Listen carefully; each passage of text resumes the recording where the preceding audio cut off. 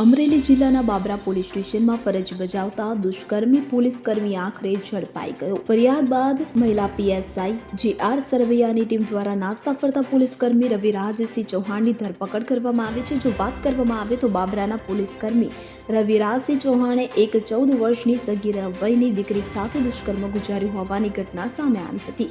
છેલ્લા 4 માસથી દુષ્કર્મ આચરનાર પોલીસકર્મી રવિરાજસિંહ ચૌહાણ નામના પોલીસકર્મી સામે અમરેલી મહિલા પોલીસમાં અપહરણ, પોસ્કો અને દુષ્કર્મ કલમ તળે ગુનો નોંધવામાં આવ્યો છે। આ પોલીસકર્મી સગીરાની માતાને હેરાન કરી તેને ધમકી આપીને સ્નેપચેટમાં વાતો કરી અપહરણ કરી દુષ્કર્મ ગુજારતો હતો। ત્યારે ફરિયાદ નોંધાતા નરાધમ પોલીસકર્મી રવિરાજસિંહ ચૌહાણ ફરાર થઈ ગયો હતો। ત્યારે સગીરાના પિતાની ફરિયાદના આધારે ખાખીને કલંકિત કરતા પોલીસકર્મીને ઝડપી પાડવા કવાયત શરૂ કરવામાં આવી હતી કે જેમાં પોલીસને સફળતા મળી છે।